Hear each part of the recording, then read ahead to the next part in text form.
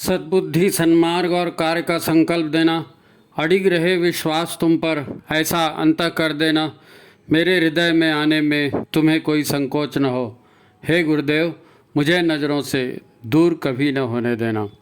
हे गुरुदेव, मुझे नज़रों से दूर कभी न होने देना। नमस्कार। गायत्री चिंतन धारा के इस सतत प्रवाह में आप सभी का स्वागत है। मित्रों, मनुष्य के भीतर शक्ति आती कहाँ से है? मनुष्य के भीतर शक्ति आती कहाँ से है? अब शक्तियाँ दो तरह की होती हैं, है ना। एक शक्ति लौकिक शक्ति होती है। लौकिक शक्ति भौतिक शक्ति जिसको कहते हैं। इसमें मतलब दिखते कैसे हैं, पैसा आपके पास कितना है, डिग्रियां आपके पास कितनी हैं, कैसे मकान में रहते हैं, कितनी आपकी अप्रोच है ना, कितनी धन दौलत है और कितना सामर्थ्य है, कितने बलशाली आप हैं, कितने बड़े राज्य के स्वामी हैं। ये जितनी भी बातें हैं ये भी शक्ति के अंतर्गत आती है। इनको लौकिक शक्तियाँ कहते हैं। सांसारिक शक्ति, सांसारिक जीवन के लिए जो आवश्यक वस्तु होती हैं, आवश्यक शक्तियाँ होती हैं, वो इस कैटेगरी में आती हैं। वैसे भी ये बहुत आवश्यक नहीं है, मगर संसार के सामान्य लोग इधर ही ध्यान देते हैं। ये भी एक शक्ति है, इसको पाने के लिए लोग पूरी ज़िंदगी लगा देते हैं, है ना। एक दूसरी शक्ति होती है, उसको आध्यात्मिक शक्ति कहते हैं। आध्यात्मिक शक्ति, ये आध्यात्मिक शक्ति मनुष्य की आंतरिक शक्ति कहलाती है। आंतरिक शक्ति। अब ये आंतरिक शक्ति और बाह्य शक्ति क्या है? आंतरिक शक्ति और बाह्य शक्ति क्या है? प्रकृति और परमात्मा है। प्रकृति को बाह्य शक्ति कह रहे हैं, परमात्मा को आंतरिक शक्ति कह रहे हैं, है ना। शिव और शक्ति का योग है ना पूरा संसार। शिव और शक्ति का योग है, विष्णु जी और लक्ष्मी जी का योग है, ब्रह्मा जी और सरस्वती का योग है नी। तो ये शक्तियाँ जो हैं ये सूक्ष्म जगत की शक्तियाँ कहलाती हैं, आध्यात्मिक शक्तियाँ कहलाती। आध्यात्मिक शक्तियाँ कहलाती मतलब ये दिखने में तो कोई व्यक्ति गरीब दिख सकता है, फटेहाल दिख सकता है। हमारे सारे साधु सन्यासी जो हैं लंगोटी धारी रहे हैं, हिमालय में तप करते रहे हैं, किसी के पास कोई टीवी नहीं था, कोई सोफा नहीं था, कोई सोने चांदी के बर्तन नहीं थे, तो वो उस तरह का ऐश्वर्य नहीं था। लेकिन बड़े बड़े राजा महाराजा उनसे आशीर्वाद लेने आते थे।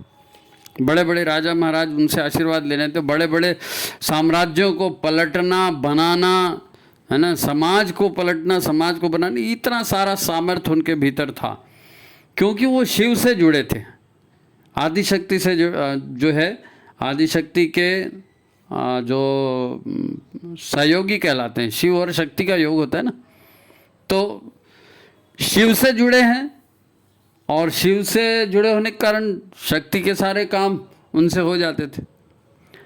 तो एक बात कही जाती है कि यदि आप ईमानदारी से सारे कर्मों को करते हैं, कर्मों को मतलब कर्तव्यों को, यदि आप ईमानदारी से अपने सारे कर्तव्यों को करते हैं, संसार में रिश्ते प्रेम से निभाते हैं।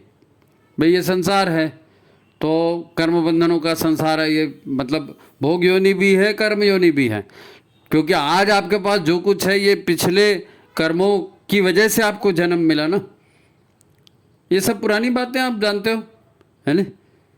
तो इन रिश्तों को, भाई यहाँ पर कोई देने आया है, कोई लेने आया है, कोई आपके साथ छल कर रहा है, कपट कर रहा है, धोखा दे रहा है, आपको बहुत सारी चीज़ों से वंचित करके रखा गया है, तो ये सब इसके लिए क्या कारण बताते हैं? प्रारब्ध, भाग्य, है ना। तो इन प्रारब्धों से टकराना नहीं है, इन प्रारब्ध को स्वीकार करना है। हाँ, हमारे साथ ये हो रहा है, यही भगवान की इच्छा है, हमारे कुछ कर्म रहे होंगे।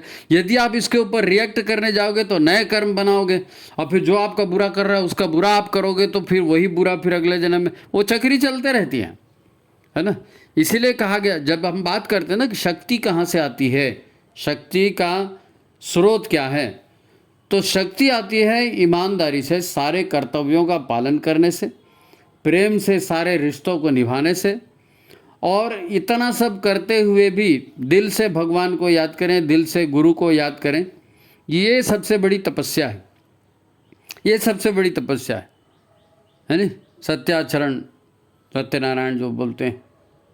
एक मज़ेदार कहानी है, इस कहानी से हम इसको समझेंगे। एक कहानी है, इस कहानी से समझेंगे। आपने कश्यप ऋषि का नाम सुना होगा। आज जिसको कश्मीर कहते हैं ना, ये कश्मीर कश्यप ऋषि की तपोभूमि है। यहाँ कश्यप ऋषि ने तप किया था।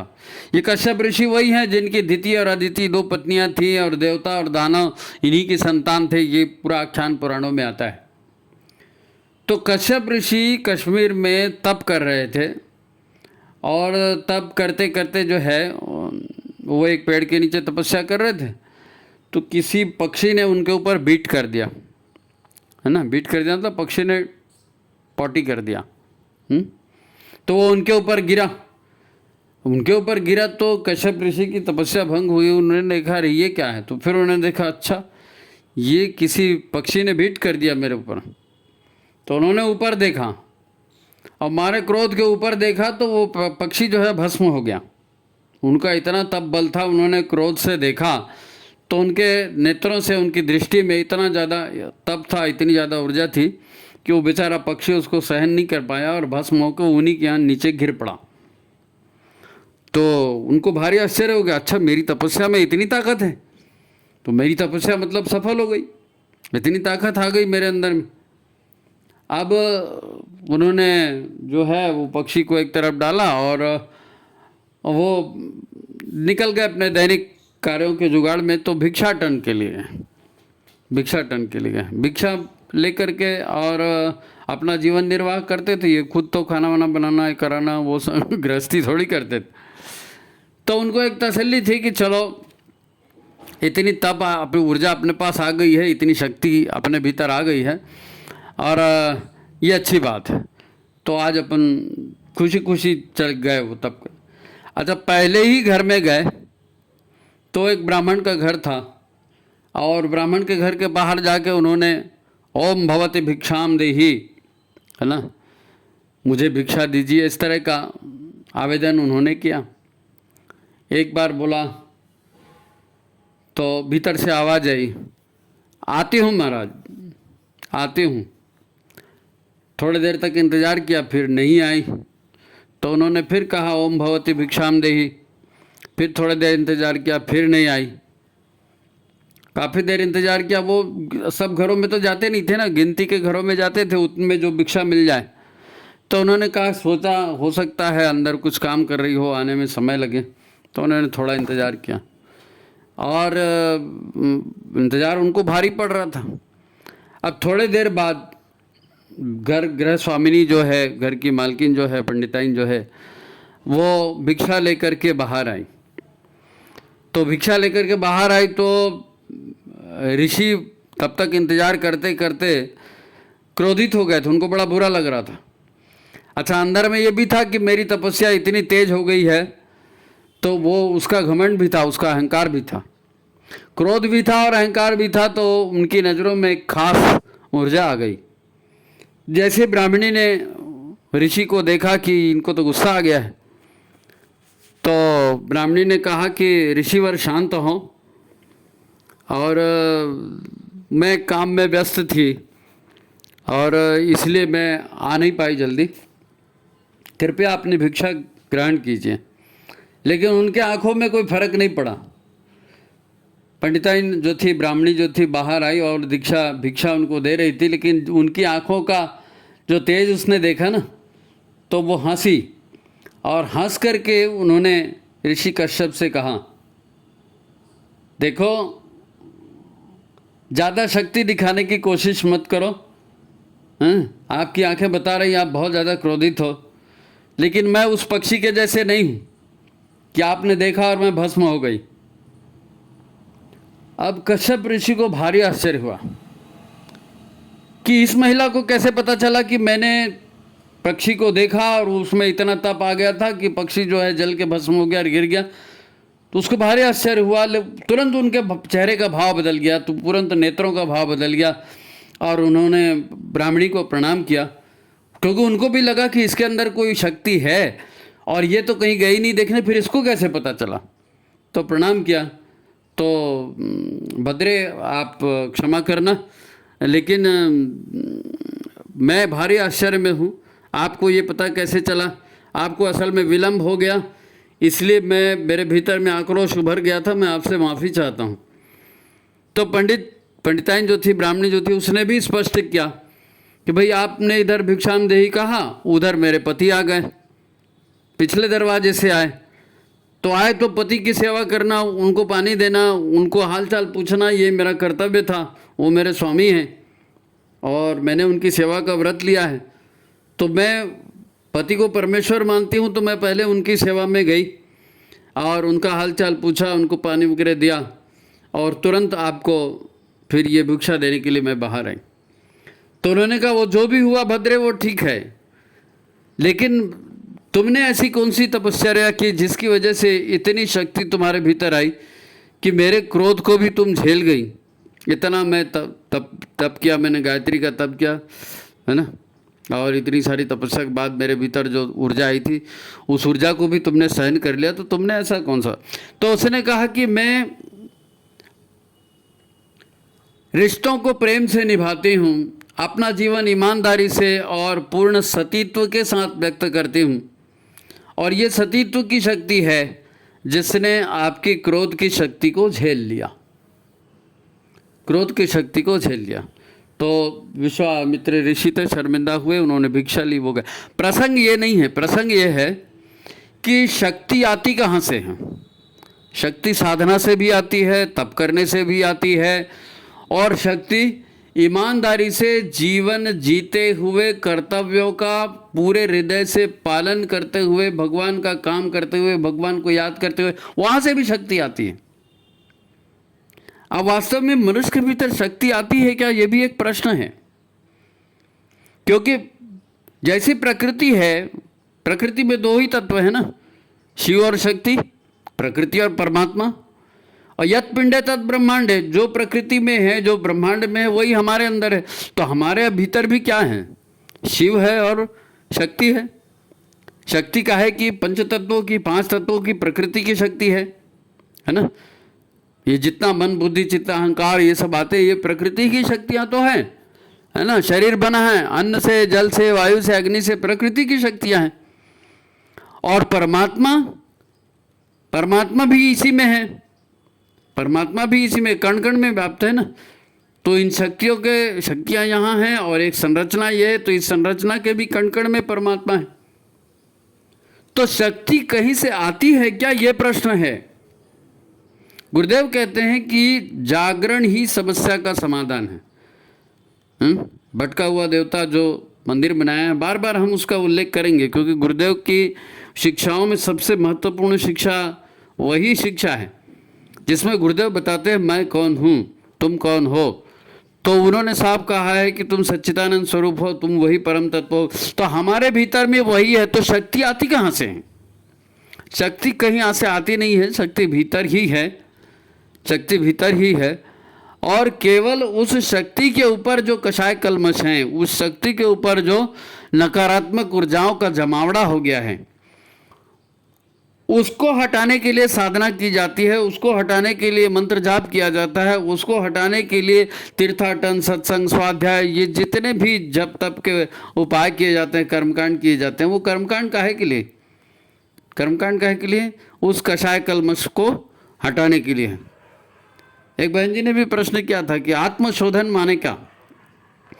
तो आत्मशोधन मतलब हमारा क्या शोधन है? हम तो ऑलरेडी सच्चिदानंद स्वरूप हैं, अब उसको क्या कोई शुद्ध करेगा?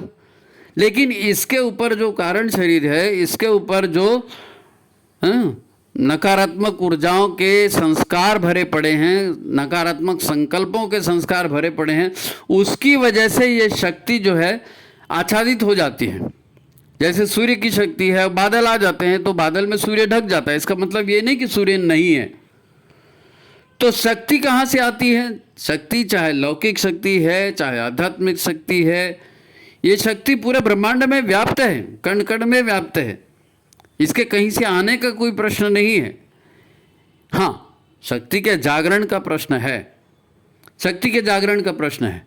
तो इस शक्ति को कैसे जगाया जाता है, इस पर हम चर्चा करने वाले हैं। आज हमारी चर्चा का विषय क्या है? आज हमारी चर्चा का यही विषय है कि शक्ति का जागरण कैसे हो। अब एक समस्या आती है, मैं मथुरा की एक किताब पढ़ रहा था, गुरुदेव का भी एक उसी में उल्लेख भी था। तो गुरुदेव समझा रहे थे संयम को, संयम की शक्ति को। तो समझाते हुए उसमें गुरुदेव कहते हैं कि लक्ष्मी बहुत बड़ा, जिसको हम धन कहते हैं ना, धन संपत्ति को लक्ष्मी कहा गया है, श्री। तो धन संपत्ति उतनी ही अर्जित करनी चाहिए जितनी सामान्य जीवन के लिए अपने को जरूरी है। और आपके सत्कर्म अच्छे हैं, आपके योग अच्छे हैं, आपका प्रारब्ध अच्छा है और उससे अधिक आपको मिल जाता है, तो इस धन का भोग आपको नहीं करना है। ये धन जो है लक्ष्मी है, और लक्ष्मी नारायण की पत्नी है।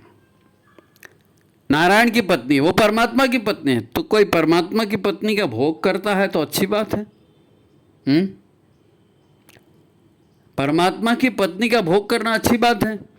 किसी भी तरह की आपके पास शक्ति है, तो वो शक्ति चाहे सृजन की शक्ति है, चाहे सेवा की शक्ति है, धन की शक्ति है, बाहुबल है, जो भी आपके पास है, वो केवल अपना सुख प्राप्त करने के लिए नहीं है। शक्ति पर भाई शिव और शक्ति, लक्ष्मी नारायण, ब्रह्मा और सरस्वती, तो जो भी सृजन होता है वो सृजन परमात्मा करते हैं अपनी शक्ति के माध्यम से। तो ये परमात्मा की शक्ति है और मनुष्य इसका भोग करे। आप कल्पना करके देखो, क्या ये उचित है? ईश्वर की पत्नी यानी देवी है, तो देवी भोग करने के लिए नहीं होती है। तो उसके लिए क्या कहा गया है? लक्ष्मी को नारायण के पास जाने दो, लक्ष्मी को नारायण के पास जाने दो। अब लौकिक जीवन में हम नारायण को कहाँ ढूंढेंगे? तो जो दुखी है, दरिद्र नारायण है, जिसकी सहायता की जरूरत, उसकी सहायता करना। लक्ष्मी को नारायण के पास जाने देना, ज्ञान को ज्ञान पिपासु के पास जाने देना, सामर्थ्य को कमजोर के पास जाने देना, यही सेवा है। इसी को यज्ञ कहते हैं। यही दुनिया का सबसे महत्वपूर्ण काम है। यज्ञो वही श्रेष्ठतम कर्म। तो आपके पास जो भी शक्ति है उसको सृजन में लगाना, सेवा में लगाना, कल्याण में लगाना, उसका भोग नहीं करना है। यदि उसका भोग करेंगे, उतना ही भोग करना है जितना जरूरी है, क्योंकि माँ का दूध पिया जाता है ना, माँ का भोग नहीं किया जाता। तो दूध कितना पीते हैं माँ से? जितनी हमारे सामर्थ्य के लिए, जीवन के लिए जरूरी है उतना, बाकी का नहीं। बाकी फिर भोग में आ जाएगा। तो इसका विज्ञान है। एक तो शक्ति हमारे भीतर है और शक्ति का स्रोत परमात्मा है। हमारे भीतर भी शक्ति है। गुरुदेव ने इसीलिए हमको भी, गुरुदेव ने कहा धरती पे सतयुग आएगा, और क्या करने के लिए कहा? गायत्री का जाप करने के लिए। गायत्री का जाप सद्बुद्धि का अवतरण है। साधना क्या है? कषाय कल्मशों को, नकारात्मक ऊर्जाओं को कमजोर करने का नाम, उनको मिटाने का नाम, उनको हटाने का नाम। अपने भीतर है ना तप ऊर्जा को बढ़ाने का काम। गायत्री और यज्ञ, उसका विधान यही है ना। तो हम जब शक्ति कहाँ से आएगी? हे भगवान, हम शक्ति कैसे प्राप्त करेंगे? बहुत लोग होते हैं जी, बहुत लोग होते हैं। यहाँ पर इतनी ज़्यादा गलतफहमी है कि मत पूछिए। आप जरा YouTube खोल के देखिए, किसी के लेक्चर सुन के देखिए, और समाज में जो भक्ति के तथाकथित भजन चला करते हैं, इन भजनों को सुनिए ना, देखिए। ये तो सब यही कहते हैं कि कामना हमारी पूर्ति करो, कामना हमारी पूर्ति करो। अरे कामनाएं तो तुमको भटकाती हैं, और कामनाओं को आज तो कोई पूरा कर सका? जो व्यक्ति कामनाओं के पीछे जाएगा वो तो नरक में ही पहुंच जाएगा सीधा सीधा, क्योंकि वो कामनाएं मतलब भोग। अब भोगों की अति रोग में जाएगी, रोग की अति विनाश में जाएगी, नहीं जाएगी? तो कामनाओं की पूर्ति पर ध्यान नहीं देना है। कामनाओं का जो मन में, जिस मन में कामनाएं उठती हैं, उनका परिशोधन करना है, विचारों का परिशोधन करना है, कामनाओं का परिशोधन करना है, संस्कारों का परिशोधन करना है। इसी के लिए तो गायत्री है, इसीलिए तो गायत्री है। दान भी इसीलिए है, गायत्री भी इसीलिए, दान भी इसीलिए। तो इसीलिए गुरुदेव ने जो कहा है उस मर्म को समझना है। लोग वो तमाम रिंग स्लिंग चामुंडाय विच्चय स्वाहा और वो उसको अध्ययन कर रहे हैं, उसको अध्ययन कर रहे हैं, और नहीं मैं फलाने देवी की साधना कर रहा हूँ, मैं ढिकाने देवी की साधना कर। अरे भाई, किसी दूसरे की पत्नी है देवी, उसको तुम क्या करोगे? साधो, उसको साधोगे? ये जो इस तरह की साधनाएं होती हैं, फिर उसके बाद में इनका लक्ष्य क्या होता है? इनका लक्ष्य, साधनाओं का लक्ष्य हमेशा सिद्धि होता है। साधनाओं का लक्ष्य हमेशा सिद्धि होता है। एक कथा आती है और सत्य घटना है। गुरुदेव मथुरा में थे, उस समय की बात है। तो उस समय उनका मतलब गायत्री परिवार की स्थापना हो गई थी, और उनको जो समाज में जो गुरुदेव कहा करते थे, हम सुधरेंगे, युग सुधरेगा, सावधान नया युग आ रहा है, जो पुराने लोग हैं इन नारों को जानते हैं। तो गायत्री की महिमा का जगह जगह वर्णन होता था। तो एक बंदा था, वो उसने गायत्री की दीक्षा लिया था, और उसकी माता जी और वो गुरुदेव से अक्सर मिलने आया भी करते थे। तो उस माता का वो लड़का जो है वो विक्षिप्त हो गया, मतलब उसकी मति भ्रष्ट हो गई। वो कुछ भी उल्टा सीधा करता था और कोई तर्कसंगत बात नहीं करता था, और हवा में हाथ हिलाना और उत्तेजनापूर्ण बातें करना, और बड़ा विकृत तरह का व्यवहार उसका हो गया था। तो उसकी माँ जो है उसको गुरुदेव के पास लेकर के आई। हम किसकी बात कर रहे हैं? हम साधना की बात कर रहे हैं। गुरुदेव जिस साधना की बात करते थे, गुरुदेव की साधना मनुष्य में देवत्व पैदा करने की साधना थी, है ना। ये यक्ष, गंधर्व, किन्नर और डाकिनी और पिशाचिनी और शाकिनी और काली और फलाना और ढन, उसकी साधना करना, उन शक्तियों को करके और अपने आप को सिद्ध करना, ये इस पर गुरुदेव ने कभी विश्वास नहीं किया। अगर करते तो हमको बताते ना वो कि हमारे बच्चों ये साधना करो। उन्होंने हमको सात्विक साधना करने बताई, गायत्री का जाप बताया, आत्मशोधन की बात बताई, यज्ञ की बात बताई, संस्कार की बात बताई। वो साधना नहीं बताई सिद्धियों वाली, अपनी दादागिरी दिखाओ सिद्धियों को करके। लेकिन वो जो माँ का पुत्र था वो गायत्री का साधक तो था, लेकिन उसने क्या किया? गायत्री की तांत्रिक साधना को पकड़ लिया। उसने सुन के रखा था कि भाई गायत्री सबसे बड़ी शक्ति है, और अगर गायत्री की शक्ति में तंत्र जुड़ जाए तो फिर और क्या वारे न्यारे। तो किसी गुरुदेव को बताए बिना, और उसने इधर उधर से कहीं से जुगाड़ किया और गायत्री की तांत्रिक साधना करने लगा, और कुछ दिन किया, और उसके बाद में उसका जो है अंतरंग भ्रष्ट हो गया। यानी अपन वो कहते हैं ना, स्थूल शरीर और सूक्ष्म शरीर, कारण शरीर। तो इनकी जो संरचना की गई, इसमें अन्नमय कोश, मनोमय कोश, प्राणमय कोश आते हैं, है ना।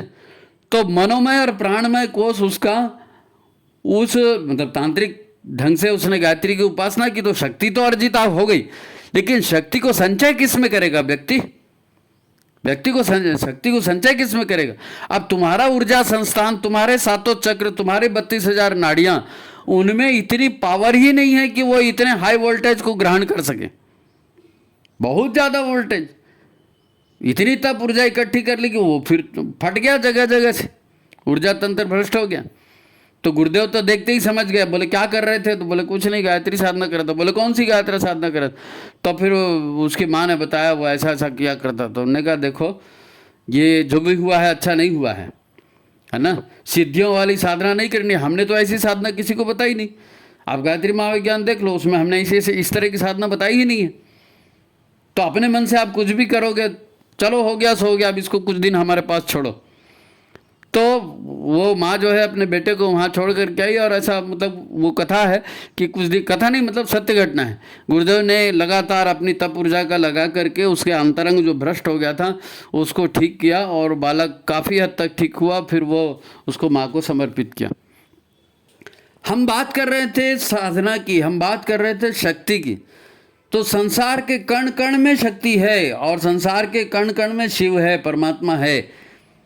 हमको जो साधना करनी है जिससे हमारा और संसार का भला होने वाला है, वो साधना सात्विक साधना कहलाती है। वो इस तरह का जो बोलते हैं ना, सिद्धियों को प्राप्त करना, हवा में उड़ना और पानी पे चलना और आग में दौड़ना और फलाना ठिकाना, इस तरह की साधनाओं की बात नहीं करी, इस तरह की साधनाओं की बात नहीं करी। तो गुरुदेव ने जिस तरह की साधना की बात की, वो उसका भी एक उदाहरण समझिए आप, उसका भी एक उदाहरण समझिए। एक उदाहरण, आपने दुनिया के सबसे शक्तिशाली देवी देवताओं में अगर किसी का नाम सुना होगा तो बजरंगबली का नाम आता है। उनकी स्तुति में हम गाते हैं ना, बाल समय रवि भक्ष कियो तब तीनों लोक भयो अंधियारो। तो बालपन से वो साधना कर रहे थे, उनका यज्ञोपवीत संसार हुआ था और सविता का पूरा तेज उन्होंने अपने भीतर धारण कर लिया था। और इतने शक्तिशाली होने के बाद उन्होंने क्या किया, ऋषियों, बच्चा तो थे, ऋषियों को तंग करना शुरू किया। और आप वो कथा जानते हैं कि ऋषियों ने फिर उनको श्राप दे दिया कि भाई तुम इतनी शक्तियां तुम्हारे भीतर है, और ये शक्तियों को तुम भूल जाओगे, फिर किसी दिन कोई तुमको शक्ति याद दिलाएगा तब तुमको याद आएगी। और फिर वो उल्लेख आता है कि वो राम के सेवा में जुड़ गए, भगवान राम के भक्त बन गए, उस सीता के खोज में गए। और फिर जब उनको जामवंत ने कहा कि तुम्हारे भीतर बहुत सारी शक्ति है और तुम एक छलांग में जो है लंका तक जा सकते हो, तो उनकी शक्तियों को याद दिलाया। फिर उनके से बात कहने का मतलब है कि दुनिया के जो सबसे शक्तिशाली देवता हैं वो जो भी काम किया करते थे तो क्या काम करते थे, जय श्री राम का उच्चारण करते थे। प्रभु की इच्छा होगी तो काम होगा, मैं करूंगा ऐसा नहीं, अहंकार होगा ऐसा नहीं। क्योंकि एक बार उस अहंकार को देख के उन्होंने ऋषियों के साथ जो की थे वो उसको भूले नहीं वो। और उन्होंने कहा कि शक्ति का आदि स्रोत परमात्मा, मैं तो प्रभु राम का सेवक हूं, प्रभु राम की इच्छा होगी तो काम हो जाएगा। अहंकार, घमंड, इनसे दूर रहना, ये कषाय कल्मश में गिनती आती है ना, ये कषाय कल्मश में गिनती आती है। हम भी बात कहते हैं, हम जब बात करते हैं, अपन लोग बात करते हैं, जब शिष्टाचार में आते हैं तब हमेशा तो नहीं बोलते, लेकिन जब शिष्टाचार में बड़ों के बीच में मंच पे भाषण देते हैं ना तो ऊंची ऊंची देते हैं। फिर तो उस समय यही कहते हैं कि गुरु की इच्छा होगी, माँ गायत्री की कृपा होगी, गुरु की इच्छा, माँ गायत्री की। आपस में बात करते हुए तो यही बोलते हैं, हाँ मैं देख लूँगा, हाँ मैं कर दूंगा।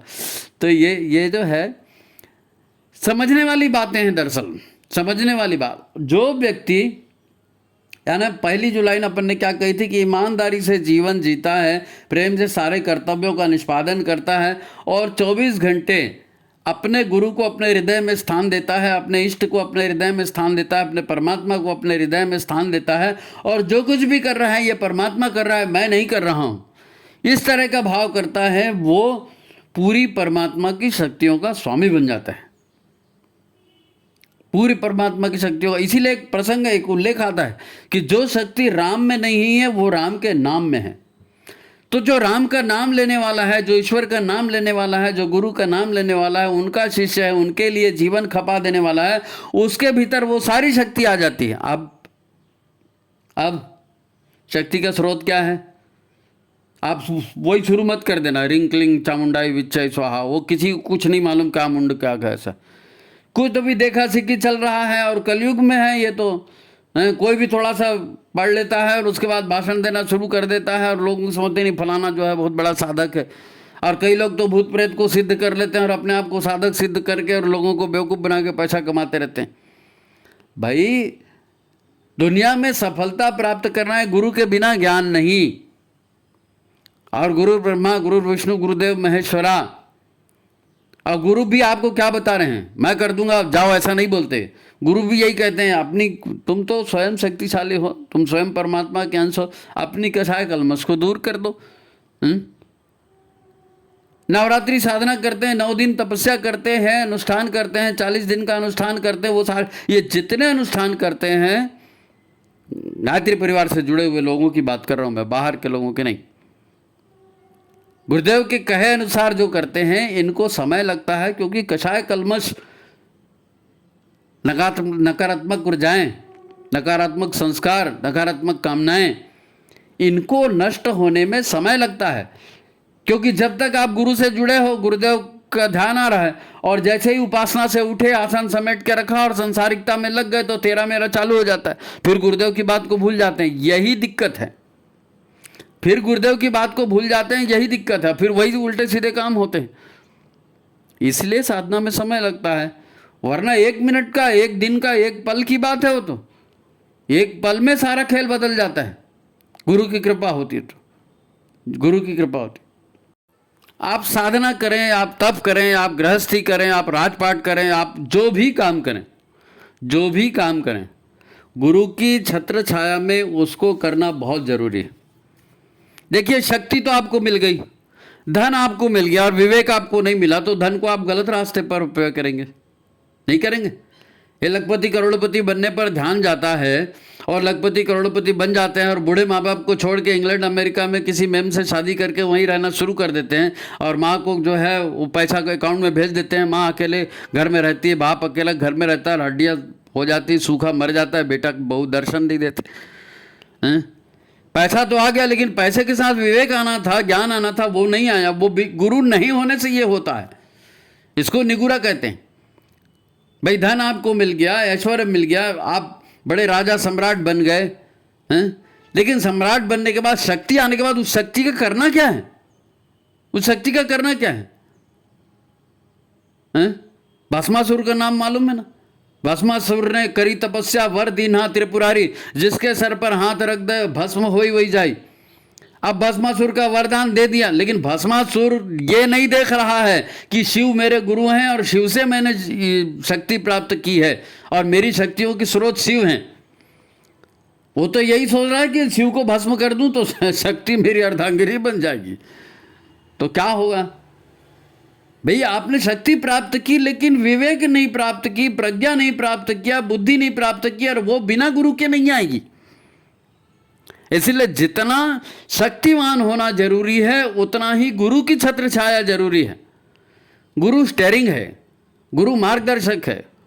गुरु की सत्ता पर चलेंगे तो ही शक्ति सार्थक होगी, नहीं तो शक्ति जो है आपको अपने आप को जलाने वाली, अपने आप को भस्म करने वाली और संसार का विनाश करने वाली है। भाई रावण भी शिव का भक्त था, लेकिन रावण का विनाश ऐसे इसीलिए बताते हैं ना कि भाई रावण जो है अहंकार, उसके सबसे बड़ा खोट यही था कि बहुत अहंकारी था। और ज़्यादा डिटेल में उसके बह जाऊंगा नहीं, लेकिन आप ईश्वर से, गुरु से अपने आप को बड़ा मानना शुरू कर देंगे। शक्ति का जो स्रोत है, ज्ञान का जो स्रोत है, सृजन का जो स्रोत है, उससे अपने आप को बड़ा मानना शुरू कर देंगे। तो यह अहंकार क्या है? अहंकार प्रकृति है, तमस गुण है अहंकार, और तमस आपके ऊपर हावी हो गया।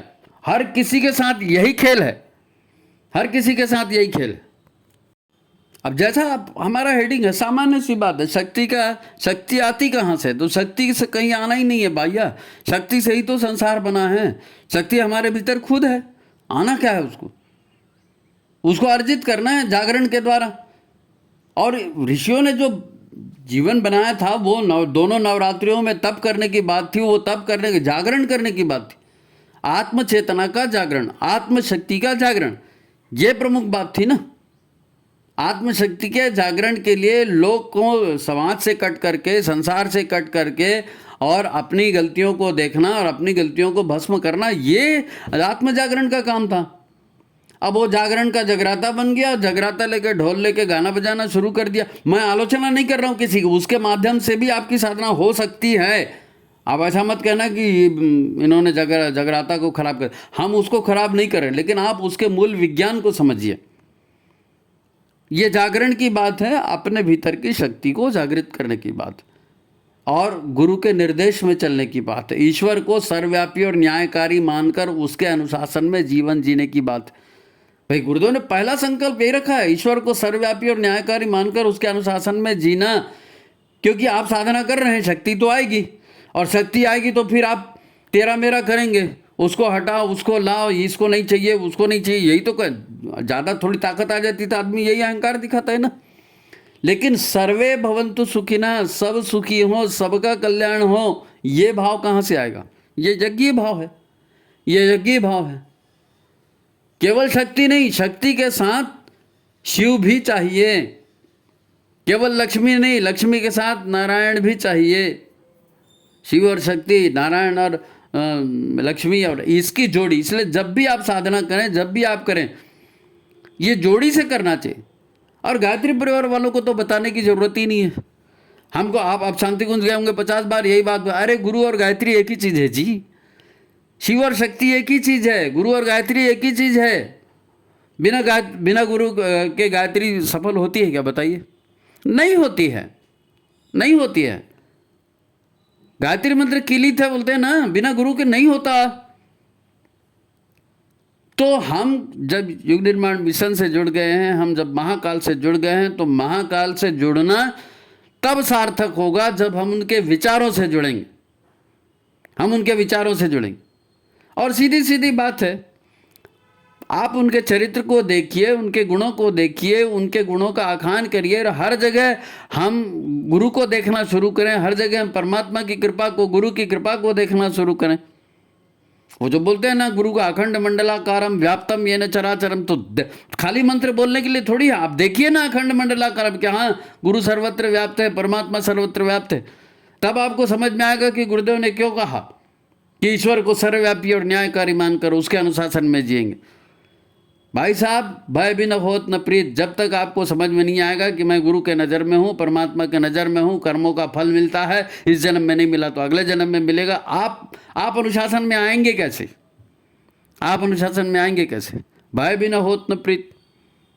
विनाश से डरना, डर बहुत बुरी बात है, डर से प्रगति नहीं होती, मानता हूँ, लेकिन उसके बावजूद भी अपने आप को नियंत्रित करके गुरु से बड़ा बनने की कोशिश मत करो, भगवान से बड़ा बनने की कोशिश मत करो। ऐसा करोगे तो विनाश का कारण बनेगा।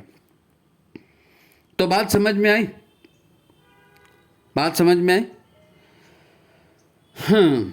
ईश्वर संसार के कण कण में है, गुरु अखंड ब्रह्मांड में है।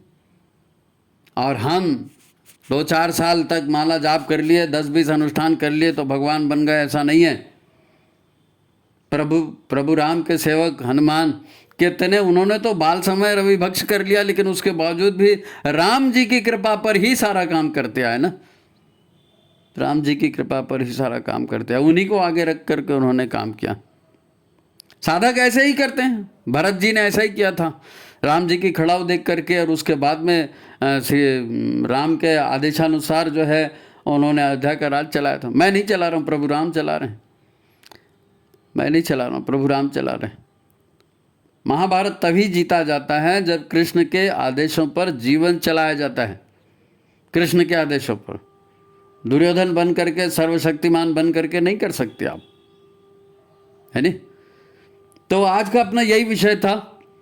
विषय महत्वपूर्ण है, बहुत सारे इसमें आख्यान उदाहरण भी हैं। तो इस तरह से शक्ति आप और हम दोनों प्राप्त कर सकते हैं, संसार का हर व्यक्ति प्राप्त कर सकता है। मैं एक उदाहरण दे करके बात को समाप्त करूंगा। जब मैंने पहली बार प्रज्ञा मंडल बनाया, फिर एक प्रज्ञा मंडल बनाया, फिर एक प्रज्ञा मंडल से 2 बने, 3 बने, 4 बने, हमारी साप्ताहिक सत्संग सब जगह शुरू हो गई, हमारी नवरात्रि साधना सब तक शुरू हो गई, और काफ़ी लोग जुड़ते गए। एक प्रज्ञा मंडल बनाया था बनाने के लिए, फिर धीरे धीरे लोग जुड़ते गए। हम हर साल उनको शांति कुंज लेके जाते थे, उनका प्रशिक्षण होता था, कर्मकांड प्रशिक्षण किया, ये वो क्या, बढ़ते गया काम। मैं आपको जो बता रहा हूँ उसको समझिए आप। हमने सोचा कि भाई पूरा परिवार है हमारा, गायत्री परिवार, और सारे लोगों ने एक साथ आना चाहिए। लेकिन यज्ञ का कार्यक्रम जब भी आते हैं तो हम यज्ञ का कार्यक्रम रखते हैं। और यज्ञ क्या है, अब महिलाएं भी उसमें आती हैं, अब किसी का मासिक होता है, कुछ होता है, तो वो यज्ञ में शामिल नहीं हो पाती हैं, फिर वो आ नहीं पाती है, तो वो उस सत्संग से भी वंचित हो जाती। तो हमने अपने पूरे 7-8 प्रज्ञा मंडलों के क्षेत्र में एक आयोजन रखा दिवाली मिलन का, कि नहीं भाई इसमें कोई यज्ञ नहीं होगा, इसमें कोई पूजा पाठ नहीं होगा, सब लोगों को आना है, परिवार सहित आना है, और हम समीक्षा करेंगे कि हमने गायत्री परिवार का काम पिछले साल कैसे किया और इस साल कैसे करना है। तो उसमें हम खेल खेलेंगे, सब लोग मिलेंगे और मिल के भोजन करेंगे और जाएंगे। लेकिन हमारी बात किसी को समझ में नहीं आई। हमने पूछा, दिवाली के जस्ट बाद उसको रखा था, क्योंकि दिवाली में लोग बाहर चले जाते हैं, और दिवाली मिलन तो दिवाली के आसपास ही होगा ना, तो रखा था। तो भाई अब ये क्या है कि अब कितने लोग जाएंगे, तो 7-8-10 लोगों ने जाने की बात करी, हाँ हम जाएंगे, हाँ हम जाएंगे। फिर अगले हफ्ते फिर पूछा, 2-3 हफ्ते के समय था, पहले तय था, तो धीरे धीरे करके उसकी संख्या जो है वो धीरे धीरे करके बढ़ती गई। और ऐन जब जाने का था उस समय पता चला कि भाई 30-32 लोग जाएंगे। तो 30-32 लोगों के लिए भोजन प्रसाद बनने का था, वो हम लोगों ने बनाया। बनते बनते वो 40-50 लोगों के लायक बन गया। हम सब लेके चले गए, विद्यालय में गए जहाँ पर वो प्रोग्राम था खेलने कूद का और मीटिंग का। तो वहाँ जब खेल कूद हुए, मीटिंग हुए, नाश्ता लोगों को दिया गया, तब पता चला कि बाबा अपन ने 40-50 लोगों के लायक नाश्ता बनाया था, और यहाँ तो 250 दोने खप गए, 250 दोने खप गए। तो फिर बड़ा ये लगा कि भाई ये भोजन कैसे पूरेगा इतने लोगों को। अब दोने में तो था, थोड़ा चाना कम कम दे करके जैसे भी करके निपटा दिया था, होगा कैसे। तो नाव को भेज करके पत्तलों का इंतजाम किया, वो सारा इंतजाम किया। कहने का मतलब आप सोचिए कि हमारे दिल पे क्या गुजर रही होगी कि भैया 40-50 लोगों का भोजन किया, 250 लोग आ गए, इनका पूरेगा कैसे। तो वो सारी कथा एक तरफ जाती है। मेन बात यह है कि उस समय फिर हमारे सामने में हमको यही दिखा कि भैया वंदनी माता जी है, वही बचाएंगी, वंदनी माता जी ही बचाएंगी। तो कमरे में हम बैठ गए जहाँ भोजन रखा था और लोगों को कहा कि आप परोसिए। उन्होंने परोसना शुरू किया और गांव से पत्तल वगैरह मंगवा ही लिए थे, तो परोसना शुरू किया। और हम लोग सिर्फ यही कह रहे थे कि माता जी ये आपके कार्यक्रम के लिए लाए थे, मिशन का काम करने के लिए हम आए थे। और ये 40-50 की बात बोले थे, 300 लोग आ गए। माता जी आप तो अन्नपूर्णा हो, आप कैसे भी करके इनका भोजन करा दो, आप तो अन्नपूर्णा हो, इस लाज को आप बचा दो, नहीं तो लोग हमारे ऊपर भरोसा नहीं करेंगे। अरे गायत्री वाला ऐसा करते हैं बोलेंगे। और ये हम प्रार्थना करते रहे और बाद में फिर लोगों ने हमको उठाया कि चलिए भैया हो गया, सबका भोजन हो गया, आप लोग चलिए। हमको बहुत आश्चर्य हुआ। और जो भी हम लोग 5-6 लोग बचे थे तो हम लोग भोजन करने लगे। और हम भोजन कर रहे थे, उसी समय सामने से गौ माता भी आ गई और हमारे तरफ देखने लगी। हमने पूछा कि भाई कुछ प्रसाद बचा है क्या, और हम लोग भोजन चल ही रहा था। तो बोले नहीं, हलवा बचा है। तो हमने कहा पहले पत्तल लगा और माता जी को हलवा खिलाओ। माता जी आ गई पहले और उनको हलवा खिलाया गया। हाँ, तब से लेकर आज तक जितने भी लोग जुड़े हुए हैं बराबर इस घटना को याद करते हैं कि कैसे वंदनी माता जी की शक्ति ने 50 लोगों का भोजन, 300 लोगों को भोजन करवा दिया। 250-300 लोगों से भोजन करके आए और फिर गौ माता को भी प्रसाद मिला। ये शक्ति आई कहाँ से? हम लोग प्रश्न इसी पर थे कि शक्ति आती कहाँ से है। शक्ति आती है गुरु से, शक्ति आती है परमात्मा से, शक्ति आती है अपने अंतरंग की पवित्रता से, शक्ति आती है अपने कर्तव्यों का निष्पादन करने से, शक्ति आती है गुरु के ऊपर आस्था विश्वास करके उनके कदमों पर चलने से। यकीन करिए सारी घटना सत्य है। ठीक है, उम्मीद है आपको अच्छा आज का कार्यक्रम अच्छा लगा होगा और आप भी शक्ति प्राप्त करेंगे, है ना। तो अगर अच्छा लग रहा है तो आप इस कार्यक्रम को लाइक करिए, शेयर करिए। लंबा बहुत हो गया, बोलते बोलते हो जाता है, कैसे करें। लेकिन बात महत्वपूर्ण थी, समझाने वाली बात बहुत थी, है ना। तो आज की बात यहीं समाप्त करते हैं। आप अपनी प्रतिक्रिया हमको दीजिए, व्हाट्सएप में भेजिए। जो भी प्रश्न होगा व्हाट्सएप में किया करो। ठीक है, सभी को प्रणाम, नमस्कार।